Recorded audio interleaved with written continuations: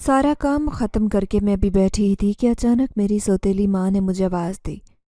میں بہت تھک چکی تھی۔ میرا بالکل دل نہیں کیا کہ میں اٹھ جاؤں۔ بے دلی سے اٹھ کر میں نے اس کی بات سنی۔ واپس آ کر میں کچھ دیر آرام کی غرض سے لیٹی۔ تھکاوٹ اس قدر تھی کہ کچھ کھانے کی بھی ہمت نہیں تھی۔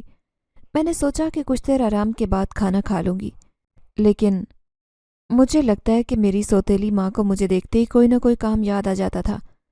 اگر وہ 2 منٹ بھی مجھے فارغ بیٹھا دیکھ لیتی تو کسی نہ کسی کام میں لگا دیتی، خاص طور پر جب میں کھانا کھانے بیٹھتی۔ اسے میرا کھانا پینا بہت برا لگتا تھا۔ اس کا بس چلتا تو میرے منہ سے ہی نوالا چھین لیتی۔ میں بہت چھوٹی تھی جب میری ماں کا انتقال ہوا۔ میری ماں کے مرتے ہی میرے باپ نے فوراً دوسری شادی کر لی۔ میرے ابا کا چھوٹا سا ڈھابا تھا۔ ڈھابے پر کھانا پکانے کی تیاری بھی ابا مجھ سے ہی کرواتے۔ بہت سارا لہسن، پیاز، ٹماٹر مجھے کاٹنے پڑتے۔ اگر کوئی سبزی بنانا ہوتی تو اس کے لیے بھی مجھے ہی محنت کرنی پڑتی تھی۔ میری سوتیلی ماں کسی کام میں ہاتھ نہیں بٹاتی تھی۔ دوپہر کا کھانا ہم لوگوں کو ڈھابے سے ہی آ جاتا، لیکن کبھی کبھار رات کا کھانا گھر پر ہی بنانا پڑتا۔ سبزیاں کاٹ کاٹ کر اور لہسن پیاز چھیل کر میرے ہاتھوں کی حالت خراب ہو چکی تھی۔ میری سوتیلی ماں کے 2 بچے تھے، دونوں ہی بیٹھے تھے۔ وہ بھی اپنی ماں کی طرح میری عزت نہیں کرتے تھے۔ سارا دن برتن دھونا، کپڑے دھونا، لہسن چھیلنا، گھر کی صفائی کرنا، میرے کام ہی ختم نہیں ہوتے۔ اپنے اوپر توجہ دینے کا مجھے بالکل وقت نہیں ملتا۔ میرے ہاتھوں کی حالت دیکھ کر کبھی بھی مجھے بہت دکھ ہوتا، لیکن میرا چہرہ توجہ نہ دینے کے باوجود بہت خوبصورت تھا۔ لیکن جب میں اپنی سوتیلی ماں کے ہاتھ دیکھتی تو اس کے نرم اور ملائم خوبصورت ہاتھ دیکھ کر مجھے رشک آنے لگتا۔ اس کی قسمت ویسے بھی قابل رشک تھی۔ نہ اسے کوئی کام کرنا پڑتا، نہ ہی گھر کی کوئی ذمہ داری اس کے سر پر تھی۔ جب دل چاہتا جہاں مرضی چلی جاتی، جب دل چاہتا گھر آ جاتی، جتنے پیسے جی چاہتا خرچ کرتی۔ میرا بہت دل کرتا تھا کہ میں بھی اچھے اچھے کپڑے پہنوں، میک اپ کروں، اپنی دوستوں کے ساتھ باہر جاؤں۔ میں اعلیٰ تعلیم حاصل کرنا چاہتی تھی، لیکن میری سوتیلی ماں نے میرے اس خواب کو بھی پورا نہیں ہونے دیا۔ اگر اس کو معلوم ہو جاتا کہ مجھے کوئی چیز بے حد پسند ہے تو کبھی بھی مجھے اسے حاصل نہ کرنے دیتی۔ اگر میرے پاس کوئی پسندیدہ چیز موجود ہوتی تو اس کو بھی مجھ سے چھین لیتی یا اسے خراب کر دیتی۔ میں گھنٹوں اس کے ظلم کی وجہ سے روتی تھی۔ آہستہ آہستہ میں نے اس کو یہ بات بتانی چھوڑ دی کہ مجھے کیا پسند ہے، کیا نہیں۔ نہ ہی اس کے سامنے کسی اپنی خوشی یا خواب کا ذکر کرتی۔ پتہ نہیں اسے مجھ سے اتنی نفرت کیوں تھی۔ ابا سارا دن کام پر ہوتے، انہیں گھر کے معاملات میں کوئی دلچسپی نہیں تھی۔ ان کے سامنے یہی ظاہر کرتی کہ وہ میرے ساتھ بہت اچھا رویہ رکھتی ہے، جبکہ حقیقت میں ایسا نہیں تھا۔ ابا رات کو اتنے تھکے ہوئے تھے، وہ آتے ہی سو جاتے۔ میرا دکھ درد سننے والا کوئی نہیں تھا۔ صبح سے شام تک کام کرتے کرتے میری کمر ٹوٹ جاتی۔ جس دن میری طبیعت خراب ہو جاتی اس دن کاموں سے بچنے کے لیے اپنی ماں کے گھر چلی جاتی۔ میرا کوئی خیال نہیں کرتی۔ مجھے اپنا آپ کسی نوکرانی سے کم نہیں لگتا، بلکہ مجھے لگتا کہ اتنا کام میں اگر کسی کے گھر پیسوں کے عوض کرتی تو یہاں سے میری حالت بہتر ہوتی۔ میرے پاس کپڑے بھی پہننے کے لیے نہیں ہوتے تھے۔ میری سوتیلی ماں اپنے استعمال شدہ کپڑے مجھے دے دیتی، جن کی حالت خراب ہوتی۔ سارا دن کام کرنے کی وجہ سے میرے کپڑے جلدی پھٹ جاتے۔ مجھے اپنی ذات کے لیے وقت ہی نہیں ملتا تھا۔ میرا دل چاہتا کہ میں کہیں بھی چلی جاؤں، لیکن میرے پاس کوئی جگہ نہیں تھی، نہ میرے کوئی دوست تھے نہ رشتہ دار۔ مجھے اپنے ساتھ بہت ارزاں محسوس ہوتی تھی۔ کبھی کبھی دل چاہتا تھا کہ کوئی ہمدرد میرے پاس ہوتا جو میرے دل کی باتیں سنتا۔ میرے اندر برسوں کی باتیں جمع تھی، انہیں سننے والا، سمجھنے والا کوئی نہیں تھا۔ جب میں دوسروں کو دیکھتی ان کے ماں باپ ان سے کس قدر محبت کرتے ہیں، بہن بھائی ایک دوسرے پر جان چھڑکتے، بہنیں ایک دوسرے کی دوست اور رازدار ہوتی۔ اس قدر محبت کرنے والے رشتے دیکھ کر میرے دل میں ان کے لیے رشک پیدا ہوتا۔ میں بس اپنی قسمت کو کوستی تھی۔ کبھی کبھی اپنے سے نیچے لوگوں کو دیکھ کر شکر گزاری ضرور پیدا ہوتی تھی۔ ناشکری اور شکر گزاری کرتے کرتے وقت تیزی سے گزر رہا تھا۔ میرا زخمی دل دکھ سے بھری ذہنی حالت لیے میں زندگی بس گزار رہی تھی۔ لوگ زندگی جیتے تھے، میں بس پورے دن پورے کر رہی تھی۔ کبھی کبھی مجھے لگتا کہ میری زندگی میں اچھا وقت نہیں آئے گا، میں ایسے ہی کام کرتے کرتے وہیں جان دے دوں گی، میری قبر پر کوئی فاتحہ پڑھنے بھی نہیں آئے گا۔ آنکھوں میں آنسو لیے میرے ذہن میں یہی باتیں گھوم رہی تھی۔ میں کام کرتی جاتی اور ساتھ میں اپنے آپ سے ہی باتیں کرتی رہتی۔ ایک رات میں سوئی ہوئی تھی کہ اچانک ایک خوفناک خواب دیکھنے کے بعد میری آنکھ کھل گئی۔ اس کے بعد میں اٹھی اور تازہ ہوا میں سانس لینے کے لیے بالکنی چلی گئی۔ میں جہاں بالکنی پر کھڑی تھی وہاں سے دور دور تک لوگوں کے گھر نظر آ رہے تھے۔ ہم جہاں رہتے تھے وہاں پر کچھ خالی زمینیں بھی تھیں۔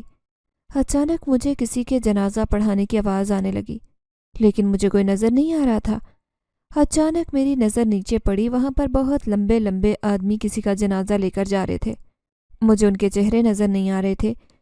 میں بہت حیران ہوئی کہ آدھی رات کو کس کا جنازہ پڑھایا جا رہا ہے۔ کافی دیر وہاں کھڑی میں ان لوگوں کو جاتے دیکھتی رہی۔ کچھ دیر بعد میں اندر آ گئی۔ فجر کی اذان شروع ہونے لگی۔ میں نے وضو کر کے نماز ادا کی، اس کے بعد کچن میں چلی گئی۔ رات کے برتن پڑے ہوئے تھے، سب دھوئے، سب کے ناشتے کی تیاری کرنے لگی۔ صبح اٹھتے ہی سب کو ناشتہ چاہیے ہوتا تھا۔ آٹا گوندھ کر آملیٹ کی چیزیں تیار کی۔ اس کے بعد میں فریش ہونے کے لیے واش روم چلی گئی۔ کچھ دیر بعد واپس آئی تو ناشتہ تیار تھا۔ باقی سب بھی اٹھنا شروع ہو چکے تھے۔ میں بہت حیران ہوئی کہ میری سوتیلی ماں اتنی اچھی تو ہرگز نہیں تھی کہ وہ خود ناشتہ بنا دیتی۔ وہ تو آنکھیں ملتی ہوئی کچن میں آ رہی تھی۔ ناشتہ تیار دیکھ کر وہ بولی کہ وہ ابھی فریش ہو کر آتی ہے، اس کے آنے تک میں ٹیبل پر ناشتہ لگا دوں۔ میری سمجھ سے بالکل باہر تھا کہ یہ سب کیا ہو رہا ہے، کون اتنا اچھا جو میری مدد کر رہا ہے۔ میرے ذہن میں کل رات جنازے والا منظر گھوم گیا۔ یہ بہت عجیب چیزیں تھیں جو میری سمجھ سے باہر تھی۔ میں نے جلدی سے ناشتہ ٹیبل پر لگا دیا، خود کچن میں ناشتہ کرنے بیٹھ گئی۔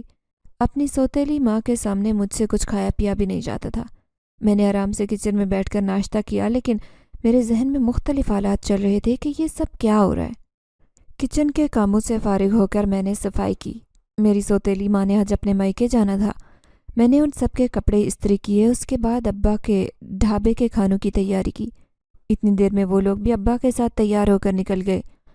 میں نے شکر کا سانس لیا، آج شاید مجھے کچھ فراغت کے لمحات مل جائیں گے۔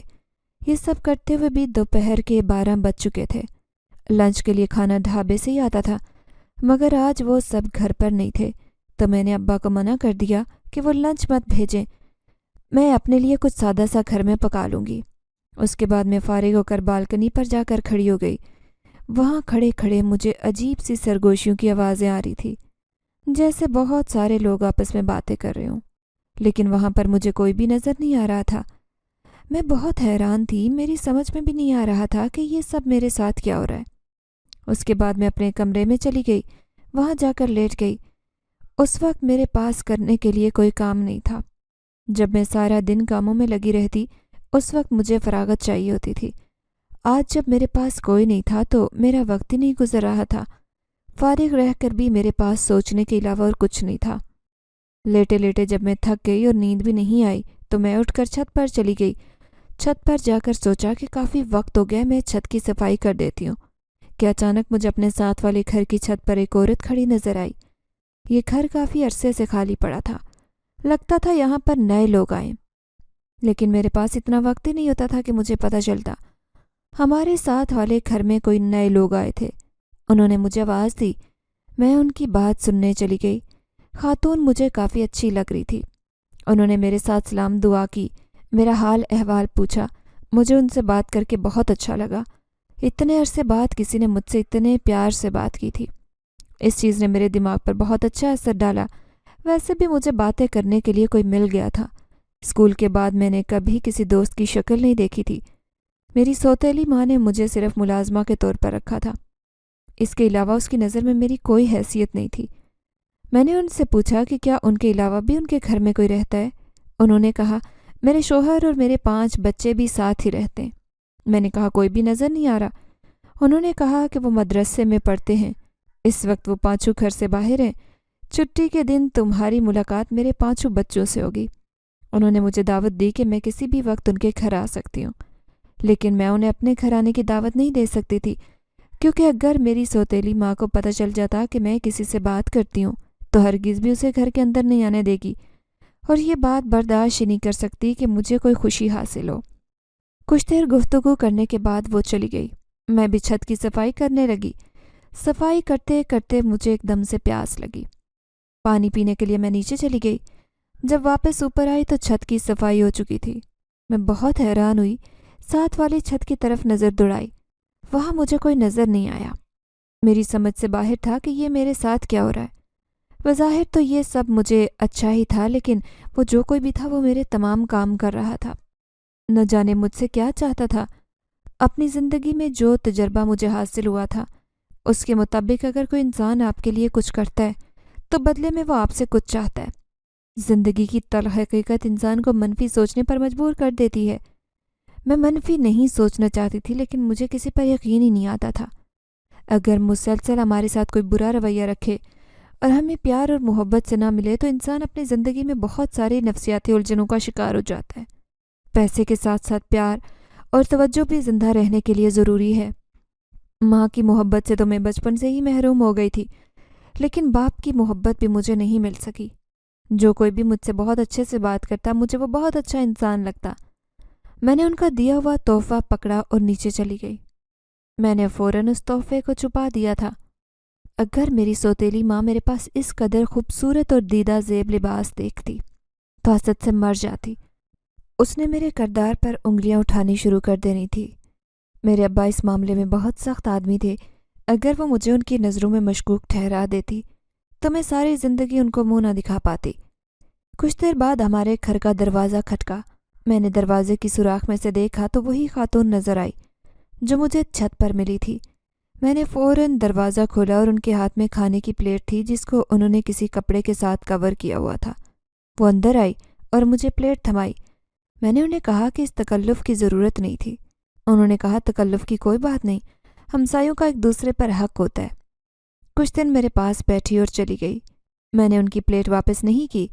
کپڑا اٹھا کر میں نے دیکھا تو نیچے چاولوں کی پلیٹ تھی۔ بہت ہی مزے کی بریانی لگ رہی تھی۔ مجھے بھوک بھی لگی ہوئی تھی۔ میں نے اللہ کا نام لے کر کھانا شروع کیا۔ وہ بے حد مزیدار تھی۔ میں نے فوراً پلیٹ خالی کر دی۔ میں نے سوچا کہ میں ان کو یہ پلیٹ خالی نہیں دوں گی، بلکہ میں کچھ بنا کر بھجواؤں گی۔ میں نے یہی سوچا کہ میں چھت کے ذریعے سے ان کو پلیٹ دوں گی۔ اپنی سوتیلی ماں کے سامنے دینے کا مطلب تھا اس کو غصہ دلانا۔ وہ تو میرا کھانا گنتی رہتی تھی۔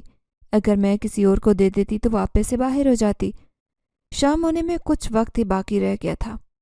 میں نے رات کے کھانے کی تیاری شروع کی، کیونکہ رات کا کھانا میری سوتیلی ماں گھر آ کر ہی کھاتی تھی۔ میں نے جلدی جلدی کھانا تیار کیا۔ اتنی دیر میں وہ سب گھر آ گئے۔ ان سب کے فریش ہونے کے بعد میں نے کھانا لگا دیا۔ اب میرا دل کچھ بھی کھانے کو نہیں کر رہا تھا، اس لیے میں نے کچھ بھی نہیں کھایا، اور میں اس گھر میں کچھ کھاؤں یا نہ کھاؤں کسی نے مجھے کھانے کے لیے فورس نہیں کیا۔ الٹا میری سوتیلی ماں کو یہی خوشی ہوتی تھی کہ اس کا کھانا بچ گیا۔ کاموں سے فراغت پا کر میں اپنے کمرے میں سونے کے لیے چلی گئی۔ میرا دل کیا کہ میں دوبارہ بالکنی پر جا کر کھڑی ہو جاؤں۔ انجانی سی کشش مجھے وہاں کھینچ رہی تھی۔ میں اٹھی اور وہاں جا کر کھڑی ہو گئی۔ آج پھر مجھے وہاں سے درود شریف پڑھنے کی آواز آ رہی تھی۔ یوں لگ رہا تھا جیسے وہاں بہت سارے لوگ مل کر درود پاک پڑھ رہے ہوں۔ میں نے بھی اپنے منہ میں پڑھنا شروع کر دیا۔ کچھ دیر میں بھی وہاں پڑھتی رہی۔ مجھے وہاں بہت ہی اشتہا انگیز خوشبوئیں آ رہی تھی، لیکن مجھے یہ سمجھ نہیں آ رہا تھا کہ یہ سب کہاں ہو رہا ہے۔ آج سے پہلے مجھے ایسی آوازیں کبھی سنائی نہیں دی۔ محلے میں اگر کوئی محفل میلاد کرواتا تو مجھے وہاں جانے کی اجازت بھی نہیں تھی۔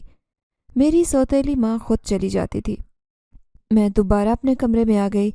میں نے اس کا دیا ہوا تحفہ نکالا، آئینے میں اپنے ساتھ لگا کر دیکھنے لگی۔ دکھنے میں وہ جوڑا بہت خوبصورت تھا۔ میں نے اسے پہن کر دیکھا۔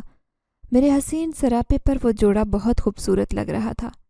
سارے دن کام کرنے کی وجہ سے میرا جسم بہت دبلا پتلا تھا۔ میں خود پر توجہ نہیں دیتی تھی، اس کے باوجود بھی خوبصورت لگتی تھی۔ میں یہی سوچنے لگی کہ اگر میں اپنے آپ کو سجاؤں سنوار لوں تو میں بے حد حسین و جمیل لگوں گی۔ میں خود کو شیشے میں دیکھ کر خوش ہو رہی تھی۔ جب میرا دل بھر گیا میں نے وہ لباس واپس رکھا، سونے کی نیت سے بستر پر لیٹ گئی۔ میں آج اپنے ساتھ ہونے والے تمام واقعات پر غور کر رہی تھی۔ جس نے بھی میری مدد کی میں اسے نہیں دیکھ سکی۔ میری سمجھ میں تو یہی آ رہا تھا کہ وہ کوئی انسان نہیں بلکہ کوئی اور مخلوق ہے۔ یہ سوچ کر میرے بدن میں ایک سرد لہر دوڑ گئی۔ جنات اور دوسری مخلوق کے بارے میں سوچ کر میرے رونگٹے کھڑے ہو رہے تھے۔ بچپن میں ہم جنات کی کہانیاں سنا کرتے تھے، لیکن اب تو کوئی بھی سنانے والا نہیں تھا۔ صرف کہانیوں میں ہی میں نے اس مخلوقات کے بارے میں سنا تھا۔ اصل زندگی میں میرا ان سے کبھی پالا نہیں پڑا۔ जितनी भी कहानियाँ सुनी थी उनमें जिन्नात के बुरे रूप के बारे में सुना था। ऐसा कभी नहीं सुना कि वो इंसान की मदद करें या वो इंसान को नुकसान ही पहुंचाते हैं। अक्सर सोचते सोचते न जाने कब नींद की वादी में चली गई। अगली सुबह फजर की अजान के वक्त मेरी आँख खुली। मैंने उठकर नमाज अदा की, अल्लाह से दुआ की। कुछ देर तस्बीह पढ़ने के बाद मैं उठकर ताज़ा हवा लेने छत पर चली गई। 10 से 15 मिनट वहाँ खड़े होकर मैंने लंबी सांसें ली। नीचे जाकर मुझे नाश्ते की तैयारी करनी थी। उसके बाद मुझे अब्बा के ढाबे के लिए खाने की तैयारी भी करनी थी। आज मेरी सौतेली माँ घर पर ही थी। उसके दोनों बेटों को लंच बॉक्स मैं ही बना कर देती थी।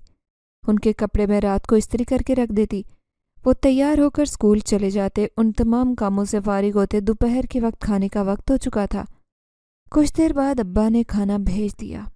मेरे दोनों भाई भी स्कूल से आ चुके थे। खाना खाने के बाद वो कलियोले की नीयत से लेट गए। मैं भी चुपके से छत पर चली गई। वहाँ पर वही खातून मुझे खड़ी नजर आई। उसके साथ 2 और लड़कियां भी बैठी थी। मौसम सर्द था, इसलिए आजकल लोग धूप लेने के लिए छतों पर निकल आते। मैं दीवार के साथ खड़ी होकर उनसे सलाम दुआ करने लगी। वो भी खुशदिली के साथ मुझसे मिली। मैं उनसे बातें करने लगी। मुझे उनके साथ वक्त गुजारना अच्छा लग रहा था। बहुत वक्त के बाद मुझे कोई मिला था जिससे कुछ बात कर सकूं। बातें करते वक्त का पता ही नहीं चला। होश तब आई जब मेरी सौतेली माँ ने मुझे नीचे से आवाज़ लगाई। मैं फ़ौरन नीचे भागी। उसने मुझे कहा कि मैं छत पर क्या कर रही थी।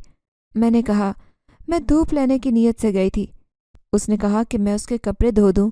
मैंने जवाब दिया कि इस वक्त तो कपड़े धोने के बाद खुश्क नहीं होंगे। मैं सुबह मशीन लगाकर सबके कपड़े धो दूंगी। खिलाफ़े तवक्को आज उसने बहस नहीं की, ना ही मुझे काम करने के लिए मजबूर किया, बल्कि मेरी बात मान गई। मुझे बहुत हैरत हुई कि ये मेरे साथ क्या हो रहा है, लेकिन इसके साथ साथ खौफ भी महसूस हो रहा था कि कहीं इसके पीछे कोई बड़ा तूफान ना छुपा हो। मैंने खुद को सरजनिश की। मुझे यही महसूस हो रहा था, मैं हर बात के बारे में ज़्यादा सोचने लग गई हूँ। इंसान को इतना भी बुरा नहीं सोचना चाहिए। मैं खुद को डांटती कुछ अच्छा सोचने पर मजबूर कर रही थी। अगले 2-3 दिन मुझे छत पर जाने का मौका नहीं मिला। फिर एक दिन एतवार के दिन जब मेरी सौतेली माँ अपने बेटों के साथ घर पर नहीं थी, मैं छत पर चली गई।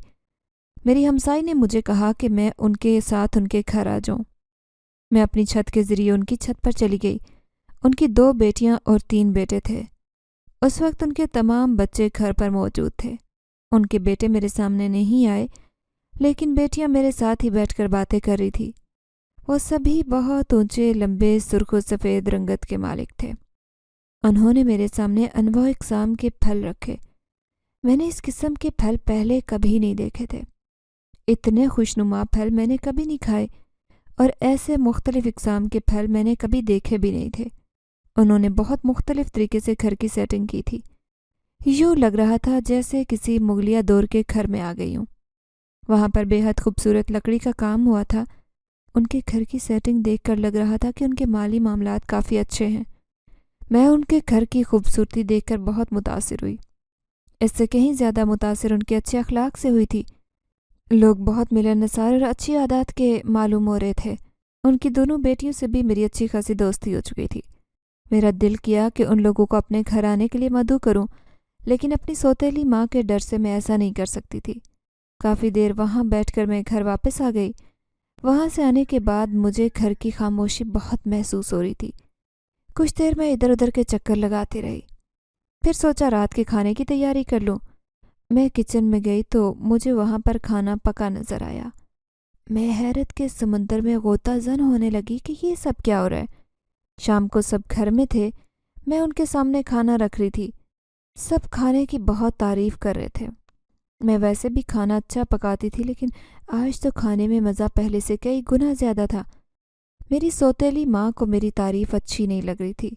वो बस खामोशी से खाना खा रही थी। मैं किसी को क्या बताती कि खाना तो मैंने बनाया ही नहीं था। रात को मैं सबके लिए चाय बनाने के लिए गई तो वहाँ पर चाय भी बनी हुई थी। इतना सब कुछ मुझे हजम नहीं हो रहा था। मैंने जाकर चाय सबको दे दी और ख़ुद भी पी। उस चाय का मज़ा ही कुछ और था। सब मुझे बोल रहे थे कि आज मेरे हाथ में इतना जायका कहाँ से आ गया। मैं उन्हें क्या बताती कि मैंने तो कुछ बनाया ही नहीं। सौतेली माँ को तो मुझ पर शक हो रहा था। उसे लग रहा था कि मैंने खाने और चाय में कुछ मिलाया था, یا میں تعویذ گنڈے کرنا شروع ہو گئی ہوں؟ اس نے مجھے کچن میں اکیلے پا کر صاف صاف بول دیا کہ اگر میں کوئی ایسی ویسی حرکت کروں گی تو وہ مجھے میرے باپ کے سامنے ذلیل و رسوا کرے گی۔ انہیں مجھ پر شک نہیں یقین تھا، اس کی باتوں سے ایسے ہی لگ رہا تھا۔ میں نہیں چاہتی تھی کہ وہ میرے باپ کے سامنے کوئی ایسی بات کرے۔ انہیں اس طرح کی حرکتوں سے شدید نفرت تھی۔ وہ کبھی بھی کسی کالے جادو یا تعویذ کروانے والے کے پاس نہیں گئے تھے۔ اگر میری سوتیلی ماں میرے باپ کو کوئی الٹی سیدھی پٹی پڑھا دیتی، وہ ایسی باتوں پر بہت یقین کرتی تھی۔ اسے ہر دوسرا انسان تعویذ گنڈے کروانے والا لگتا۔ وہ اچھی طرح سے جانتی تھی کہ میں گھر سے باہر نہیں نکلتی، لیکن اس کے باوجود بھی وہ حسد کی آگ میں مجھ پر الٹے سیدھے الزام لگاتی رہتی۔ میرے پاس ایسا کچھ نہیں تھا جو وہ مجھ سے حسد کرتی۔ نہ جانے اس نے مجھ سے کیوں بیر باندھ رکھا تھا۔ اگر وہ مجھ سے محبت کرتی، اچھے سے پیش آتی، اپنی اولاد کی طرح سمجھتی، تو میں بھی اس کو اپنی ماں کا درجہ دیتی، اس کی اس طرح عزت اور قدر کرتی جیسے کسی ماں کی کرنی چاہیے۔ اس کی اپنی تو اولاد اس کی کوئی عزت نہیں کرتی تھی، اس کے بیٹے اس کی کوئی بات نہیں مانتے تھے۔ میں اس کی سوتیلی بیٹی ہونے کے باوجود بھی اس کے ساتھ بدتمیزی نہیں کرتی تھی۔ میں چاہتی تھی کہ ہم دونوں ماں بیٹی کی طرح رہیں، لیکن اس کے دل میں میرے لیے کوئی جگہ نہیں تھی۔ مجھ پر الزامات کی بوچھاڑ کرنے کے بعد وہ کچن میں جا چکی تھی۔ اس نے مجھے نئے خدشات میں مبتلا کر دیا۔ میں پہلے ہی اپنے ساتھ ہونے والے عجیب و غریب واقعات کی وجہ سے پریشان تھی۔ اس نے میری پریشانی میں مزید اضافہ کر دیا۔ جس نے بھی میرے ساتھ نیکی کی کوشش کی، میری سوتیلی ماں کے حسد کی وجہ سے وہ میرے گلے پڑنے لگی۔ میں نماز کے بعد اللہ سے رو رو کر دعائیں کر رہی تھی، وہ میرے باپ کے سامنے مجھے رسوا نہ کرے۔ کافی دیر دعا کے بعد میں اٹھی اور دوبارہ بالکنی میں جا کر کھڑی ہو گئی۔ آج بالکنی میں مجھے کسی قسم کی کوئی آواز نہیں آئی، نہ ہی کوئی دکھائی دیا۔ وہاں کافی دیر کھڑا رہنے کے بعد میں نے ساتھ والوں کے گھر کی طرف سے دیکھا۔ وہاں پر بھی بہت خاموشی تھی، کوئی لائٹ نہیں چل رہی تھی۔ لگ رہا تھا جیسے وہاں کوئی آباد ہی نہ ہو۔ یہ انہی خاتون کا گھر تھا جن سے میری چھت پر ملاقات ہوئی تھی۔ اگلے دن میں دوبارہ چھت پر گئی۔ آج بھی وہ خاتون وہاں بیٹھی ہوئی تھی۔ میں نے ان سے ان کا حال احوال پوچھا۔ ان کے بچے اس وقت گھر پر نہیں تھے۔ ان سے باتوں کے دوران وہ کہنے لگی کہ وہ آج کل شادی کی تیاریوں میں مصروف ہیں۔ میں نے ان سے پوچھا کہ کس کی شادی ہے؟ میرے پوچھنے پر انہوں نے بتایا کہ ان کی بڑی بیٹی کی شادی ہے۔ ان کی دونوں بیٹیوں سے میری ملاقات ہو چکی تھی۔ وہ بہت زیادہ خوبصورت تھی۔ ان کی بچیوں کی آنکھوں کا رنگ بہت مختلف تھا، یا مجھے یوں لگتا کہ جیسے وہ اس سیارے کی مخلوق ہی نہ ہو، یا ہماری دنیا سے ان کا کوئی تعلق ہی نہیں۔ ان کے رہنے کا طور طریقہ بھی ہم سے قدرے مختلف تھا۔ انہوں نے مجھے کہا کہ وہ اپنی بیٹی کی شادی پر مجھے ضرور مدعو کریں گی۔ میں نے ان سے کہا کہ میں آنے کا وعدہ نہیں کرتی، ہو سکتا ہے کہ میرے گھر والے مجھے جانے کی اجازت نہ دیں۔ انہوں نے کہا اس بات کی فکر تم چھوڑو، تمہارا شادی پر جانے کا بندوبست میں کروں گی۔ انہوں نے کہا کہ وہ شادی پر پہننے کے لیے مجھے لباس بھی مہیا کرے گی۔ میں کسی بھی قسم کی پریشانی یا فکر میں مبتلا نہ ہوں، کیونکہ شادی کا سن کر میرے دل میں یہی خیال آیا تھا کہ میں کون سے کپڑے پہنوں گی۔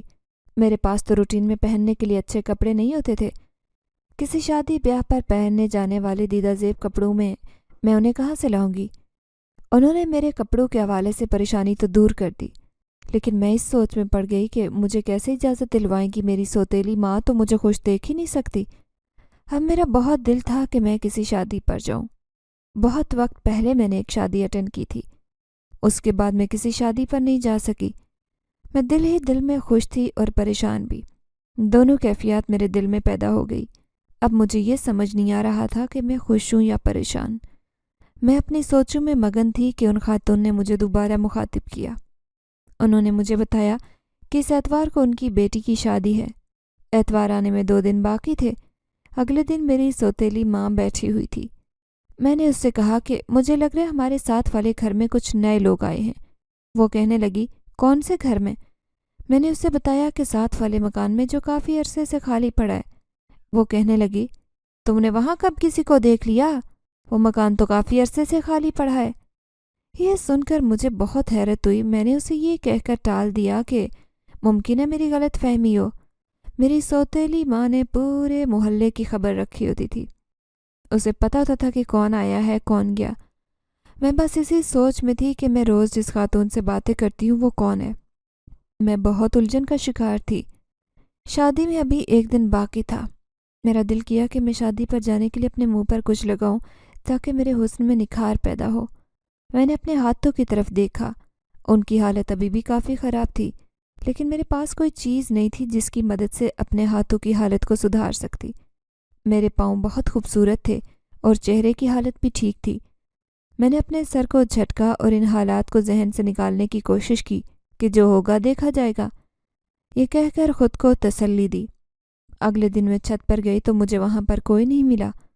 اس سے اگلے دن اتوار تھا اور آج میری سوتیلی ماں نے کہیں جانا تھا۔ میں کافی دیر سے انتظار کر رہی تھی کہ وہ جائے اور میں چھت پر جاؤں۔ داخلی دروازے سے جانے کا رسک تو میں نہیں لے سکتی تھی۔ مجھے ڈر تھا کہ کوئی مجھے دیکھ نہ لے۔ اللہ اللہ کر کے میری سوتیلی ماں گھر سے گئی۔ میں نے اللہ کا شکر ادا کیا۔ جلدی جلدی چھت پر آ گئی۔ وہ خاتون مجھے وہیں پر نظر آ گئی۔ اس نے مجھے کہا کہ میں جلدی سے اس کی چھت پر آ جاؤں۔ میں نے اپنے ساتھ اس کا دیا ہوا تحفہ بھی لے لیا تھا۔ وہ اپنے گھر مجھے لے گئی۔ اس نے مجھے کہا کہ میں لباس تبدیل کر لوں۔ یہ لباس تبدیل کرنے کے بعد اس نے مجھے میک اپ کا سامان دیا۔ ہلکا پھلکا میک اپ اس کی بیٹی نے مجھے کر دیا۔ وہ بھی اس کے ساتھ ہی بیٹھی ہوئی تھی۔ میں نے اپنی زندگی میں کبھی میک اپ نہیں کیا تھا، اس لیے مجھے استعمال کا طریقہ بھی نہیں آتا تھا۔ خود کو شیشے میں دیکھ کر میں شرما گئی۔ وہ دونوں بھی میری تعریف کرنے لگی۔ اس کے بعد وہ مجھے دلہن کے کمرے میں لے گئی۔ وہ بھی تیار بیٹھی تھی۔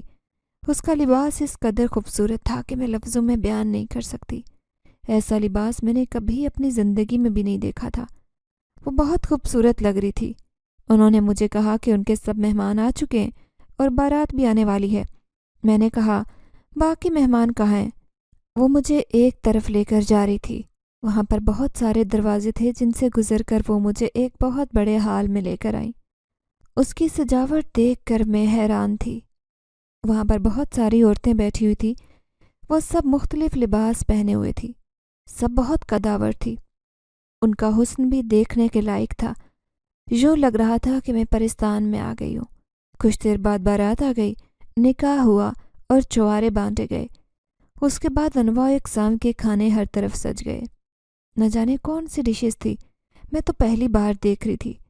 میں نے تھوڑی کچھ ڈشز اپنی پلیٹ میں ڈالی۔ تھوڑا سا کھا کر ہی میرا پیٹ بھر گیا تھا۔ مجھ سے زیادہ کھانا نہیں کھایا جاتا تھا۔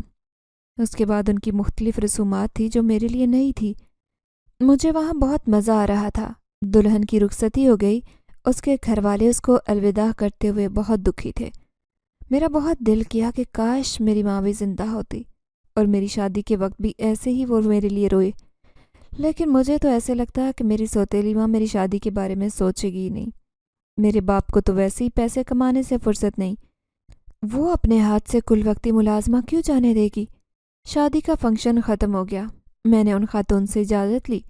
انہوں نے مجھے واپس چھت تک چھوڑا، ساتھ میں مجھے کھانا بھی دے دیا۔ میں نے انہیں منع کرنا چاہا لیکن انہوں نے مجھے زبردستی پکڑا دیا۔ نیچے جا کر میں نے وہ کھانا کچن میں چھپا دیا۔ کیونکہ سردی کا موسم تھا اس لیے اس کے خراب ہونے کا اتنا خطرہ نہیں تھا۔ شام کو میری سوتیلی ماں بھی گھر آ چکی تھی۔ کچن میں کام کر رہی تھی کہ اچانک میرا چھوٹا سوتیلا بھائی مجھے تنگ کرنے آ گیا۔ اکثر مجھے چڑھانے کے لیے کچن میں آ کر شرارتیں کرتا تھا۔ میں نے مذاق میں اسے ہلکی سی چپت لگائی۔ سوتیلی ماں نے دیکھ لیا۔ اس نے ایک چمچ پکڑا اور اس کو چولہے پر گرم کیا اور میرے ہاتھ پر رکھنے لگی۔ اچانک کسی نے اس کا ہاتھ فضا میں ہی پکڑ لیا اور وہی گرم چمچ اس کے ہاتھ پر لگا دیا۔ وہ درد سے چیخنے لگی۔ اس نے پورا گھر سر پر اٹھا لیا تھا۔ اس وقت میرے ابا گھر پر نہیں تھے۔ ان کا بیٹا بھی پاس کھڑا یہ سب دیکھ رہا تھا۔ وہ بھی ڈر گیا کیونکہ ایسے لگ رہا تھا کہ کسی نادیدہ مخلوق نے اس کا ہاتھ پکڑ رکھا ہو۔ وہ کہنے لگی کہ میں تعویذ گنڈے کرتی ہوں، میں نے موکل قابو کیے ہوئے ہیں، میں راتوں کو جاگ کر یہی کام کرتی ہوں۔ اس کے چہرے پر خوف بھی تھا لیکن اس کے باوجود مجھ پر الزامات کی بوچھاڑ کر دی۔ شام کو ابا گھر آئے۔ اس نے آتے ہی ابا کو میرے خلاف بھڑکانا شروع کر دیا۔ اس نے ابا کو یہ نہیں بتایا کہ وہ میرا ہاتھ جلانے لگی تھی، الٹا یہ کہہ دیا کہ میں ان کے بیٹے کو مار رہی تھی۔ اس نے اپنے بیٹے کو مجھ سے بچایا تو میں نے اس کا ہاتھ جلا دیا۔ یہ سن کر ابا تیش میں آ گئے۔ شور سن کر میرے دونوں بھائی بھی آ گئے۔ میری چھوٹے سوتیلے بھائی نے ابا کو ساری بات بتائی۔ ابا نے سوتیلی ماں سے کہا کہ یہ تو کچھ اور ہی بتا رہا ہے۔ وہ آنکھیں چرانے لگی اور ابا کو سمجھ آ گئی کہ میری سوتیلی ماں جھوٹ بول رہی ہے۔ ابا کو اب میری سوتیلی ماں پر غصہ آ گیا۔ وہ کہنے لگے کہ تم میری معصوم بچی پر ظلم کرتی ہو اور الٹا اسی کو میرے سامنے غلط ثابت کرنے کی کوشش کرتی ہو۔ نہ جانے آج میرے باپ کے دل میں محبت کیسے جاگ گئی تھی۔ میری آنکھوں میں آنسو آ گئے۔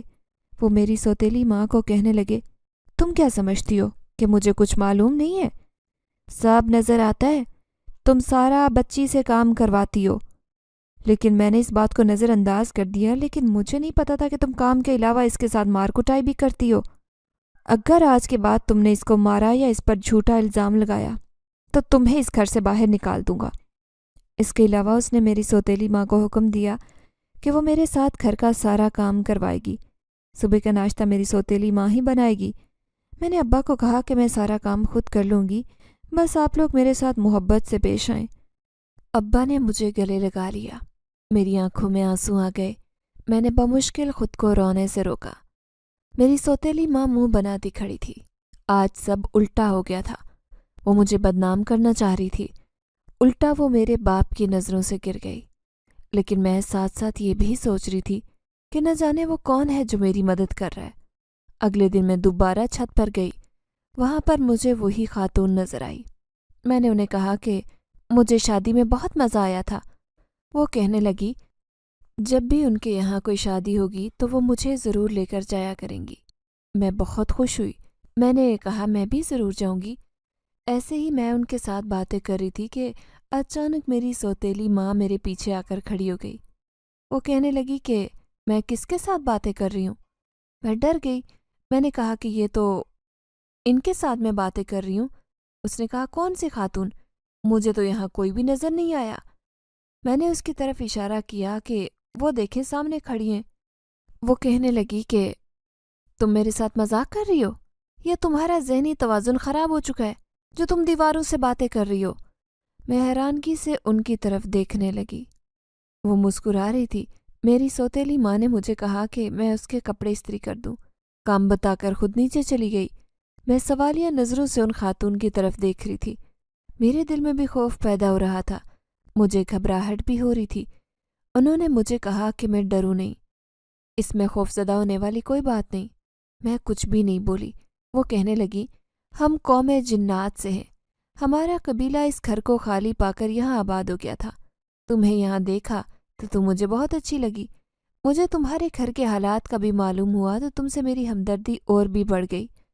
اس لیے ہم سب تمہیں نظر آتے ہیں، تمہارے علاوہ کسی کو بھی دکھائی نہیں دیتے۔ میرے ذہن میں ہرگز نہیں تھا کہ وہ خاتون انسان نہیں ہے، یا جو شادی میں نے اٹینڈ کی تھی وہ جنات کی تھی۔ اس کے بعد وہ غائب ہو گئی۔ میں بھی حیرانگی کی حالت میں نیچے آ گئی۔ اسی لیے میرے ساتھ وہ سب واقعات ہو رہے تھے۔ یہ لوگ میری ہی مدد کر رہے تھے۔ مجھے سب سمجھ نہیں آ رہی تھی کہ اس بات پر خوش ہونا چاہیے یا خوفزدہ۔ میں نے بہت مشکل سے خود پر قابو پا کر کپڑے استری کیے۔ زندگی میں انسانوں سے پیار تو نہیں ملا تھا، جنات سے ہی صحیح۔ اس سے اگلے دن میں چھت پر گئی تو وہاں پر کوئی بھی نہیں تھا۔ میری سوتیلی ماں نے بھی روز روز باہر جانا شروع کر دیا۔ جب ابا چلے جاتے تو وہ باہر نکل جاتی۔ نہ جانے وہ کن چکروں میں پڑ چکی تھی۔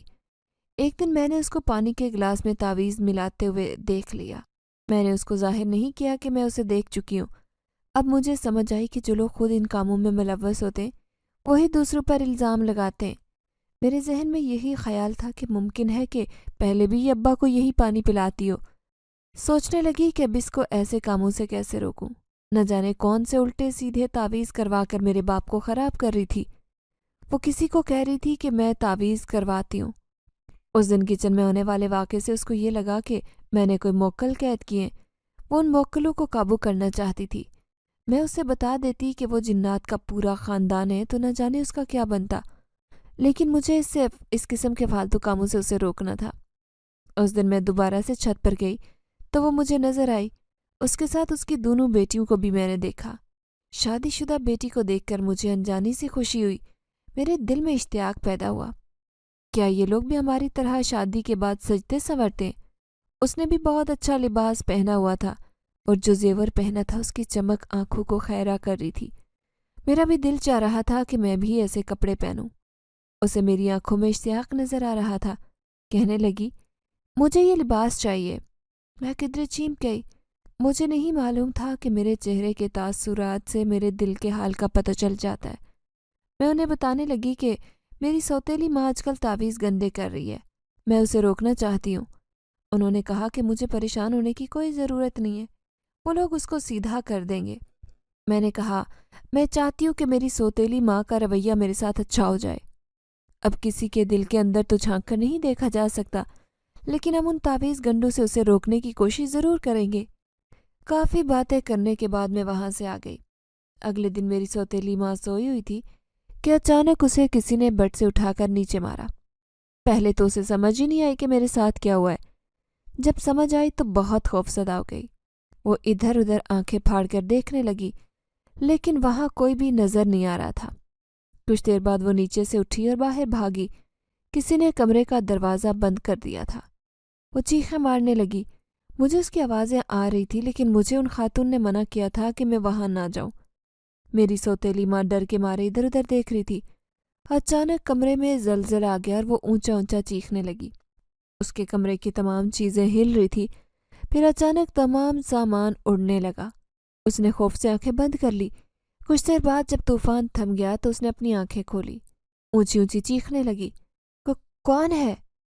کوئی بھی نہیں بولا، بلکہ اس کے منہ پر زوردار تھپڑ پڑا۔ اس قدر زور سے تھپڑ مارا گیا تھا کہ اس کے چہرے پر سرخ نشان پڑ گیا۔